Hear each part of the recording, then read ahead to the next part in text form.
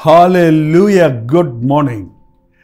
మరొక ప్రశస్తమైన సమయాన్ని ప్రభు మనకు అనుగ్రహించాడు. ప్రతి సమయము దేవుని మాటలు ధ్యానించడానికి అనుకూలమైన సమయమే. మీరు ఏ స్థలంలో నుండి ఎక్కడెక్కడి నుంచి ఎప్పుడు వీక్షించినా ఈ యొక్క వాక్యాన్ని ఆలకించినా అది తప్పక మీ ఆధ్యాత్మిక జీవితానికి సహకరిస్తుంది, పురికొల్పిస్తుంది, బలాన్ని చేకూరుస్తుందని నమ్మండి. రండి ప్రార్థన పూర్వకంగా చిన్న వాక్యాన్ని ధ్యానిద్దాం. పరిశుద్ధుడా నీకు వందనములయ్యా. భయంకరమైన ఈ ప్రపంచంలో మేము ఉంటుండగా ఎలా బ్రతకాలో బులరక్కసి పొదల మధ్య పద్మం లిల్లి పద్మం వలె మేము నాయన ఈ లోకంలో అవిశ్వాసుల మధ్య వక్రజనం మధ్య జ్యోతుల్లాగా ప్రకాశించాలని నీవు ఆశిస్తున్నావు కనుక మాకు కావలసిన దైవ జ్ఞానమును ఆధ్యాత్మిక శక్తిని అనుగ్రహించమని క్రీస్తు నామములో అడుగుచున్నాము తండ్రి.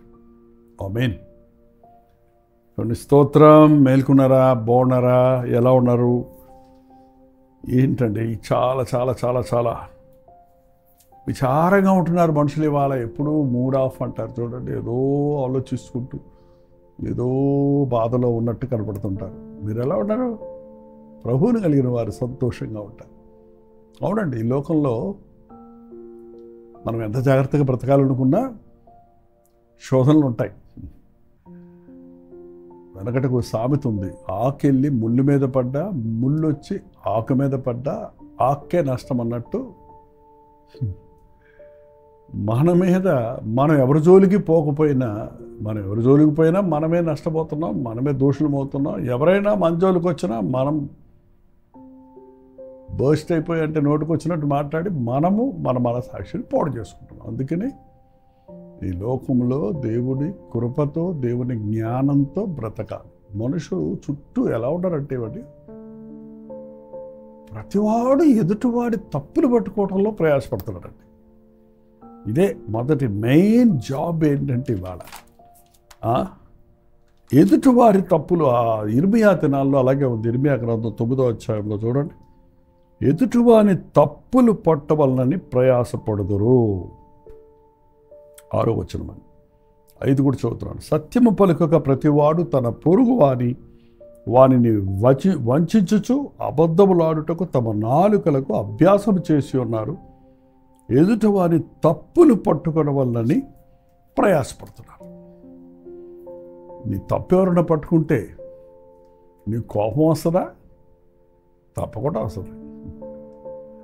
మన తప్పును ఎవరు పట్టుకోకముందే మనం పట్టుకుంటే మనకది మేలు. ఖచ్చితంగా ఇతరులు వేలెత్తి చూపినప్పుడు నీ మనసు చూకమంటుంది. లోపాలు లేనోడు ఎవడూ లేడు. తప్పులు పట్టుకోవడానికి ప్రయత్నిస్తే అందరిలో తప్పుది నీతిమంతుడు ఒక్కడు లేడు. అయితే దేవుని వాక్యంలో రాయబడింది, దానియేలు 100 మంది మీద అధిపతిగా ఉన్నప్పటికీ కిందన్న 99 మంది ఆయన్ని తప్పు మోపాలని, ఏదైనా ఒక తప్పు మోపాలని ఎంత ప్రయత్నించినా అతనిలో ఒక్క తప్పైనా లోపమైనా కనబడలేదంట, చెప్పలేకపోయారంట. నాకు ఆశ్చర్యం వేసింది, ఎట్లా కుదిరిద్దమ్మా? ఒక ఉన్నతమైన పదవిలో ఉన్న వ్యక్తి, అనేక మందికి జవాబుదారీగా ఉన్న వ్యక్తి, అనేకులకు జవాబు ఇవ్వాల్సిన అకౌంటబిలిటీ ఉన్న వ్యక్తి ఏ పొరపాటు చేయకుండా, లోపం లేకుండా ఎలా ఉండగలుగుతాడు? ఉండలేడు. మరి ఎలా? వాళ్ళు ఏవి నేపం మోపలేకపోయారు. వారు తన తప్పును బయటపెట్టి అవమానించకముందే తన చిన్న చిన్న పొరపాట్లను తాను ముందే గ్రహించి, నువ్వు ఇది చేశావు అని ఇంకొకడు మనల్ని అనకముందే నేను అది చేశాను, నన్ను క్షమించు అని నీవంటే ఇంకా వాడిని నీ మీద నేరం ఏం మోపుతాడు? నీవు ఇలా ఉన్నావు అని ఇంకొకటి అనకముందే నేను ఇలా ఉన్నాను, నా కోసం ప్రార్థించాలని అడిగినోడితో ఇంకేమీ వాగ్వాదం పెట్టుకుంటామండి. అందుకనే మన తప్పులు ఎప్పటికప్పుడు ప్రభు దగ్గర ఒప్పుకుంటే మనం నిర్దోషులుగా, నిష్కలంకలుగా ఉండగలుగుతాం. కానీ ఈ లోకంలో అవిశ్వాసులతో మనం ఉంటున్నప్పుడు ఏదో విధంగా మన ఈ లోకంలో మనం జీవిస్తున్నప్పుడు విశ్వాసులు, చర్చిలో అంటే విశ్వాసులు ఉంటాం, అక్కడ కూడా అంతంత మాత్రం కనపడుతుంది. ఈ రోజున అక్కడ కూడా మిక్సింగ్ ఉంది. గోధుమలు గురుగులాగా, గొర్రెలు మేకలు లాగా ఏదో ఒక రోజు దేవుడు వేరు చేస్తాడంటే అప్పటి వరకు ఉండనివ్వండి అన్నాడు ప్రభువే. ఏ సంఘము పరిశుద్ధపరచబడిన సంఘం అని చెప్పడానికి అనుకోవడం లేదండి. అన్ని సంఘాలలో అవిశ్వాసులు జ్వరబడుతున్నారు. ఉన్న విశ్వాసులు చల్లారిపోతున్న స్థితికి జీవస్యవాళ్ళలాగా జీవించుచున్నావన్న పేరున్నది కాదు, నీవు మృతుడివే అన్న రీతికి మనస్సాక్షి చచ్చిన స్థితిలో ఉంటున్నావు. నీ మట్టుకు నీవు నీ మనస్సాక్షిని కాపాడుకోవటం, నీ భక్తిని కాపాడుకోవటం, నీ హృదయ శుద్ధిని కలిగి ఉండటం నేర్చుకుంటే మనం ధన్యులమవుతాం. తప్పు పట్టుకోవాలి. యేసు ప్రభువు మీదే తప్పులు పట్టుకోవాలని ప్రయత్నించారు. ఒకసారి చూడండి, లూకా సువార్తలో 20వ అధ్యాయము 20వ వచనంలో, వారు ఆయనను కనిపెట్టుచు అధిపతి వశమునకు అధికారమునకు ఆయన్ని అప్పగించుటకై ఆయన మాటలయందు తప్పు పట్టవలనని తాము నీతిమంతులు అనిపించుకొను వేగుల వారిని ఆయన యొద్దకు పంపిరి. తప్పులు పట్టేవాళ్ళు ఎప్పుడు కూడా రండి, వారు నీతిమంతులని అనుకుంటారు. వారు తప్పు లేని వాళ్ళేమో అనుకుంటూ అనిపించుకోవాలి. వాళ్ళకి తెలుసు వాళ్ళ తప్పులు, ఎవరు తెలీదు. ఎవడ తప్పులు వాడికి తెలుసు, బయట పెట్టుకోరు అంతే. కానీ మనుషుల ముందు నీతిమంతులుగా అనిపించుకోవాలి. నేను గొప్పవాడిని, వాడు తప్పు, నేను తప్పు చేయలే, ఒకళ్ళు చేసిన వాడంత పెద్ద తప్పు చేయలే, ఇదొక సాకు. అంత పెద్ద పాపిని కాదు, అంత పెద్ద తప్పులు చేయలే, ఏదో చిన్న తప్పులు చేశారు అన్నట్టుగా సర్ది పెట్టుకుంటుంటారు. వారిని ప్రభు దగ్గర తప్పు పట్టుకోవాలని, ఆయన మాటల్లో తప్పు పట్టుకోవాలని పట్టుకొచ్చారంట.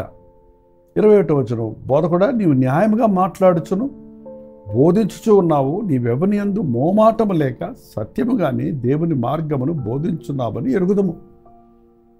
తప్పులు పట్టుకోవడానికి వచ్చినటువంటి డైరెక్ట్గా ఏలెత్తి చూపిస్తే మనం వాళ్ళ దరిదాపులో రానేమో, మెప్పులతోనే వస్తాడు, అంత బూటకంతో వస్తాడు.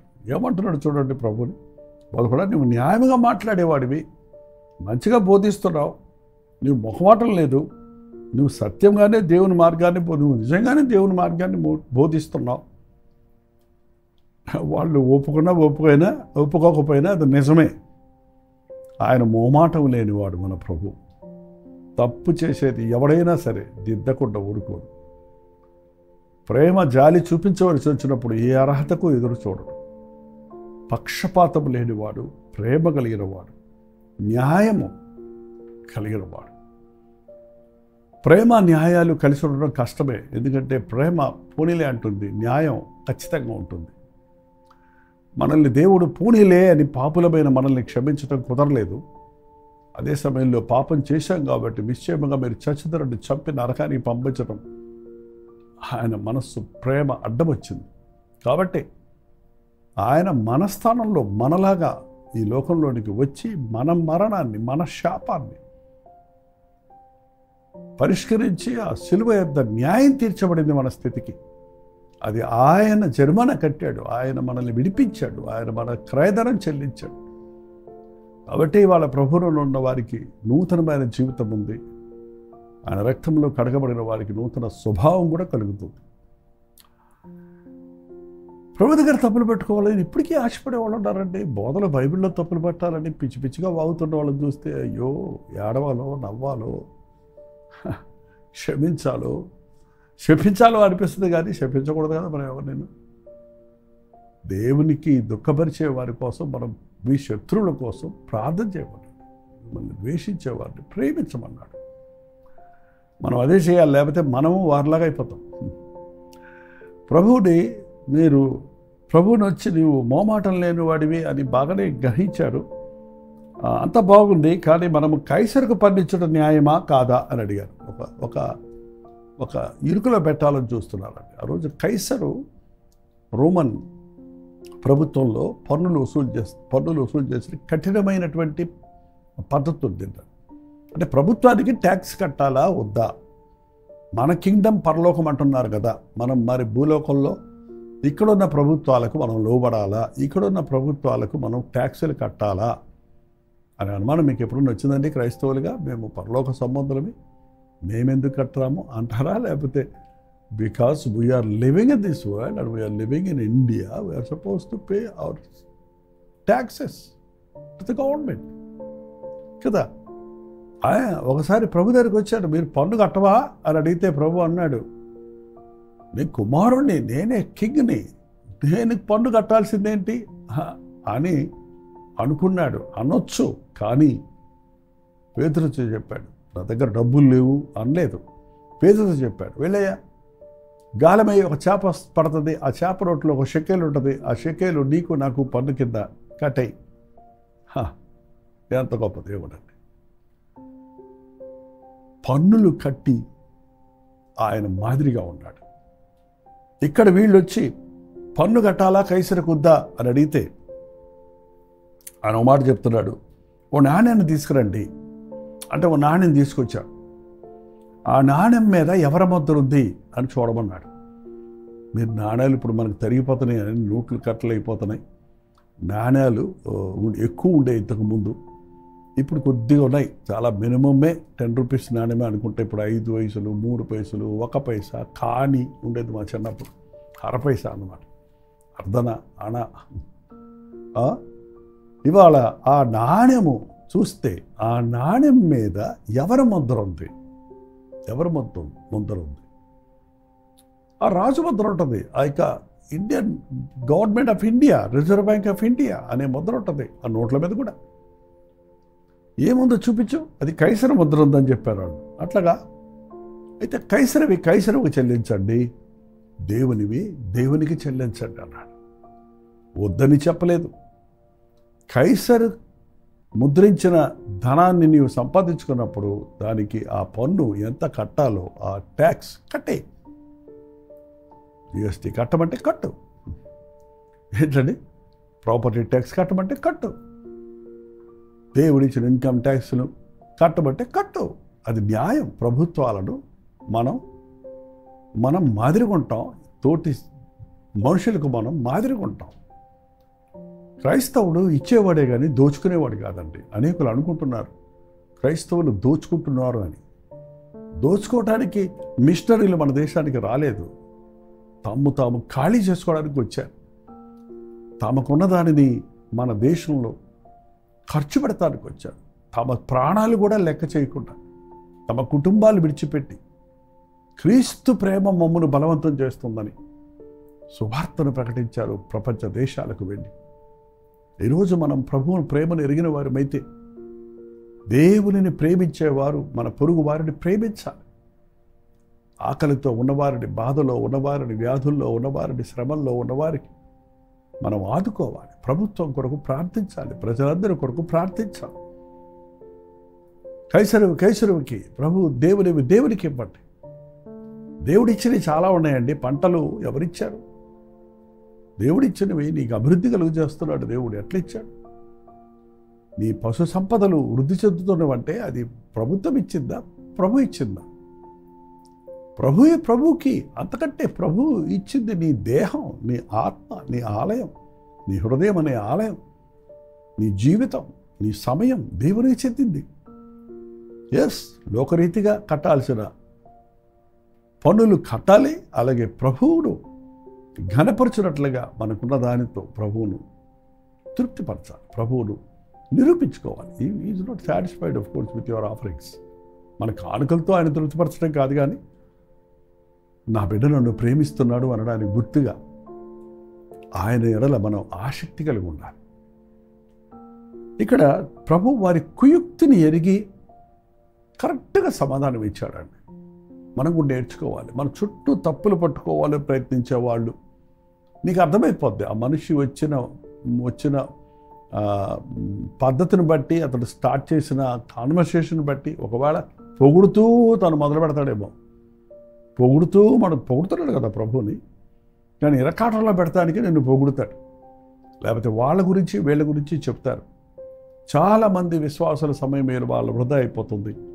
ఇవాళ తప్పులు పట్టుకునే వాళ్ళు ఎక్కడ చూసినా, ముఖ్యంగా పాస్టర్ల మీద తప్పులు పట్టుకునే వాళ్ళు కూడా తయారయ్యారండి. దేవుని మీదే తప్పులు పెట్టినప్పుడు, దేవుని వాక్యాన్నే తప్పులు పడుతున్నప్పుడు, ఇక దేవుని సేవకులను తప్పులు పడటంలో గొప్పేముంది, వింతేముంది? దీనికి మనం కంగారు పడాల్సిన పని లేదు, బాధపడాల్సిన విషయము లేదు. వారికి కావలసిన సమాధానము వారి నోట్లో నుంచే వచ్చేటట్టు చేశాడు ప్రభు అండి. ఎప్పుడైతే వారికి సరైన సమాధానం ప్రభు ఇచ్చాడో వారిగా నోరెత్తలేదు. మనం కూడా మీరు నోరు తెరిస్తే అవతల వ్యక్తికి గ్రహింపు కలిగేటట్టు. ఒకసారి చూడండి, తీతుకు రాసిన పత్రిక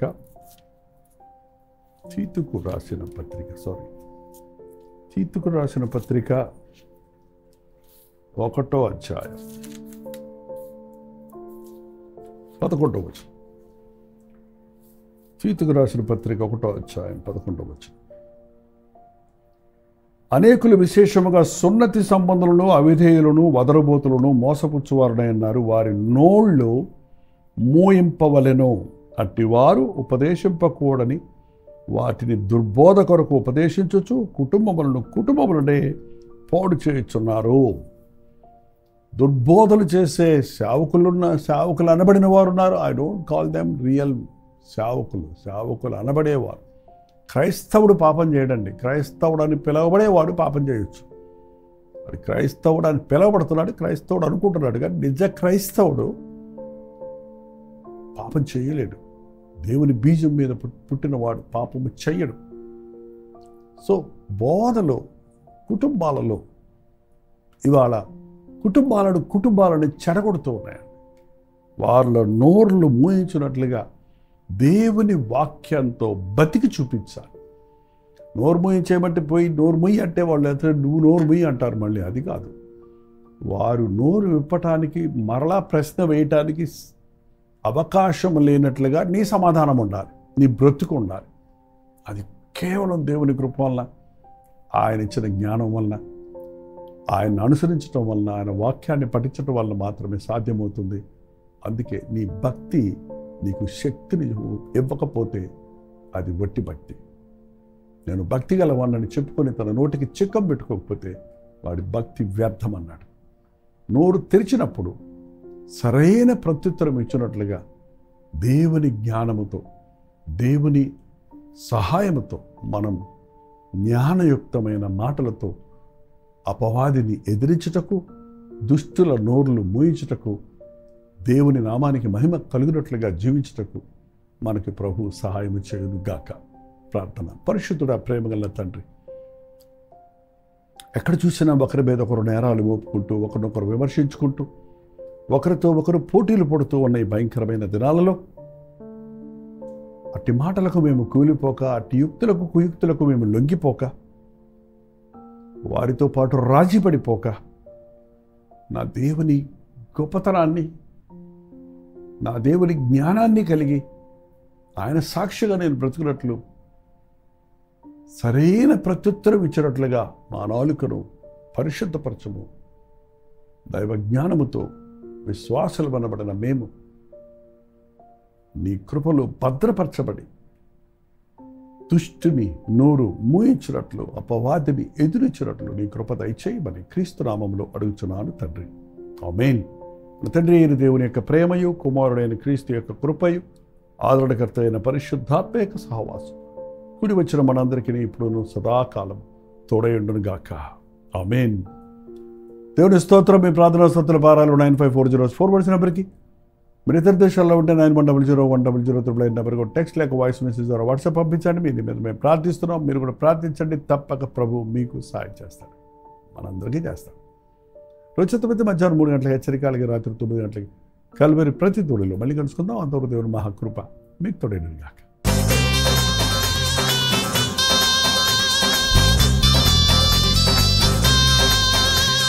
హల్లెలూయా.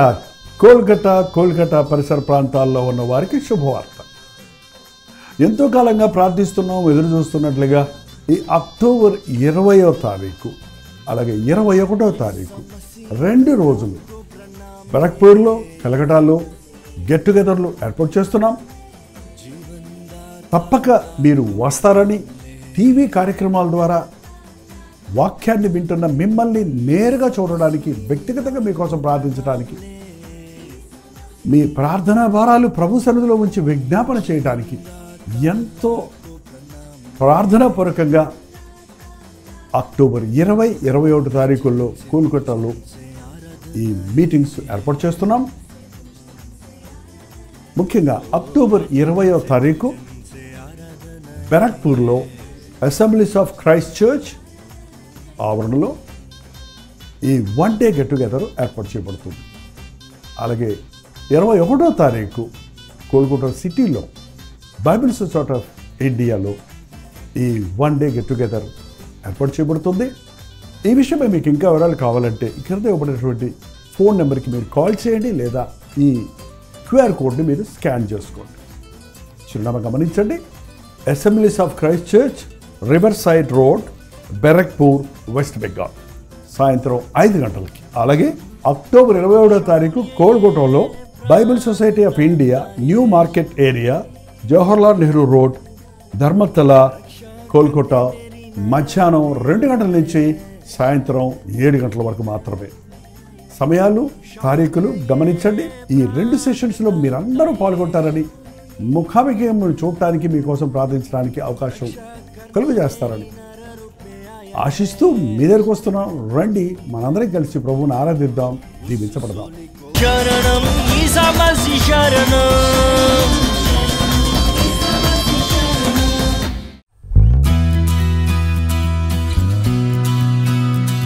హల్లెలూయా. న్యూఢిల్లీ పరిసర ప్రాంతాల్లో ఉన్న వారికి శుభవార్త.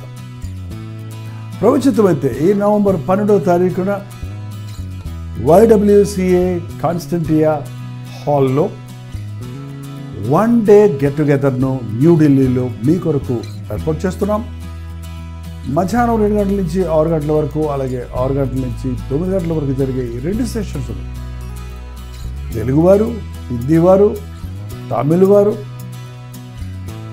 మీరు పాల్గొంటారని, మనందరం కలిసి దేవుని స్తుతించడానికి, ప్రార్థించుకోవడానికి, ముఖ్యంగా టీవీ ద్వారా, సోషల్ మీడియా ద్వారా వాక్యం వింటున్న మిమ్మల్ని ముఖాముఖిగా చూడాలని, మీకోసం ప్రార్థించాలని, వ్యక్తిగతంగా మీకోసం ప్రార్థించాలని వెళ్ళి వస్తున్నాం. రండి, పాల్గొనండి, దైవాశీస్సులు పొందండి. మరిన్ని వివరాలు కావాల్సిన వారు 8939393939 నెంబర్కి కాల్ చేయండి, లేదా ఈ క్యూఆర్ కోడ్ స్కాన్ చేసుకోండి. గుర్తుపెట్టుకోండి, నవంబర్ 12వ తారీఖు న్యూఢిల్లీలో YWCA కాన్స్టంటియా హాల్లో, అశోక్ రోడ్లో ఉన్న హాల్లో ఈ 1 డే గెట్ టుగెదర్ జరుగుతుంది. రండి, మీ స్నేహితుల్ని, బంధువుల్ని అందరినీ కూడా ఆహ్వానించండి. తప్పక వస్తారు కదా.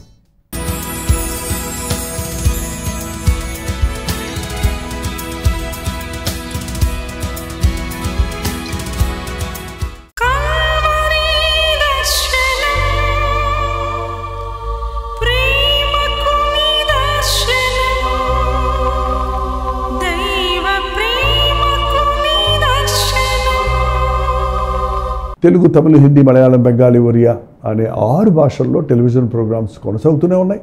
భారభరితమైన పరిచయంలో మీరు సహకరించాలని ఆశిస్తే, ప్రభువు మిమ్మల్ని ప్రేరేపిస్తే మీ విరాళాలు, కానుకలు డాక్టర్ జై ఫౌండేషన్స్ అనే ట్రస్ట్ నెంబర్కి మీరు పంపించవచ్చు. అవి నేరుగా టీవీ ఛానల్స్కి వెళ్తాయి. అందులో ఏది మేము మా సొంత ఖర్చుల కొరకు ముట్టుకోవటం లేదు, వేరే పరిచయ కొరకు ముట్టుకోవటం లేదు. టెలివిజన్ పరిచయలో ఇంకా సువార్త వినని వారికి అది అందించాలని ఆశతో ఒక 20 సంవత్సరాలుగా కొనసాగుతున్న పరిచయం కొరకు ప్రార్థించండి, మీ సహకారాన్ని అందించండి. ఈ విషయం మీకు ఇంకా వివరాలు కావాలంటే 89393939 అనే నెంబర్కి మార్నింగ్ 10 నుంచి ఈవినింగ్ 10 లోపల మీరు ఫోన్ చేయండి, వివరాలు మీకు తెలియజేస్తాం.